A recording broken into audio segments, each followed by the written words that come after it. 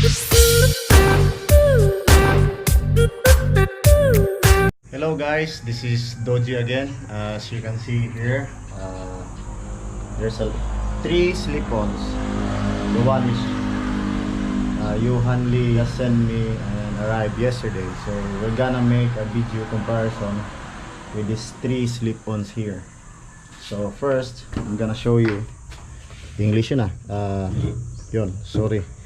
Kasi may nag-request na English daw minsan para maintindihan. So pagpasensyahan nyo niya yung English ko.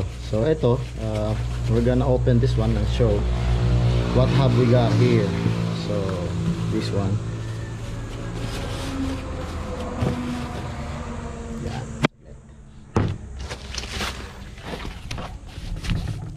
So yan, yan. So here, this is the short version of the Accra Beach. The long one which I installed on my Ninja 400, I will not take that one out of the Ninja 400 and put it here in my R6. It's just because I modified already the mid pipe, so it's hard to fit in.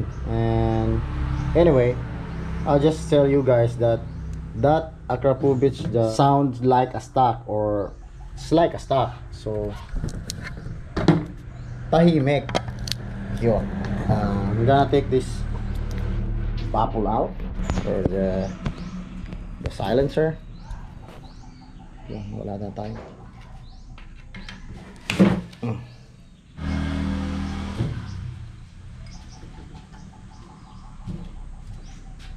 So yun, yan yung silencer or DB killer. Now as you can see here, so nice. Yan. So papakinggan natin, una kong ikakabit. Anyway, in my previous review, the ride we had yesterday, the other day, the one which I was using is this M4. And also this one, this is a carbon fiber Leo beans. Mas buo ang tunog kumpara dito sa M4. Anyway, mapapakinggan natin mamaya. So eto, kakabit muna natin tong M4 and then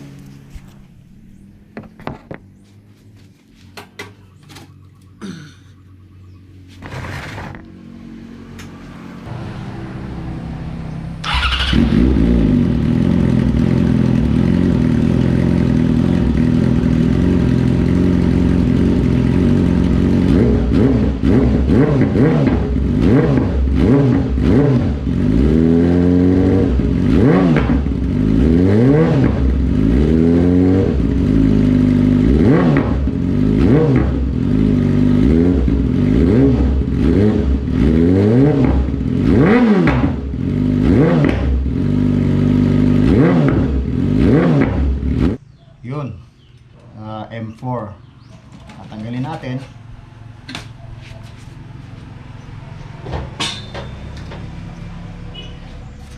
Papalit natin tong Leo beans.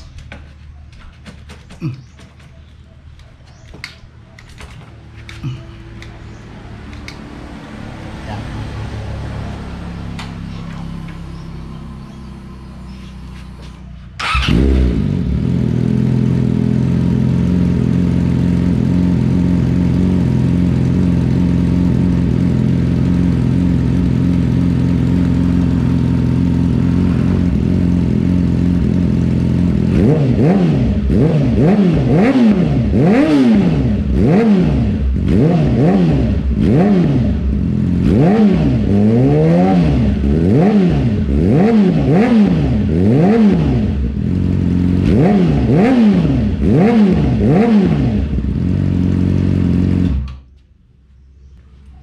So tanggal.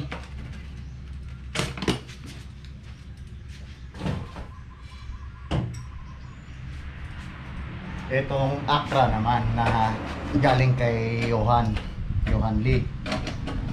So again, Boss Johan, maraming salamat po nito sa pagpaparating itong pipe. So yan.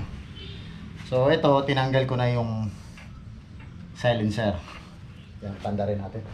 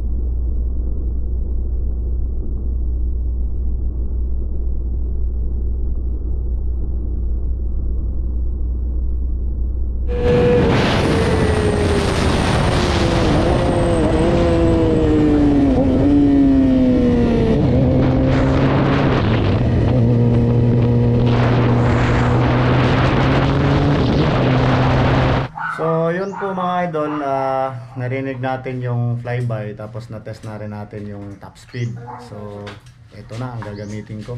Hindi ko na ibabalik tong dalawa. Masyadong maingay itong M4. Tapos itong Lubins naman, standby lang. So thanks for watching guys. Subscribe and share for more videos to come. Thank you po.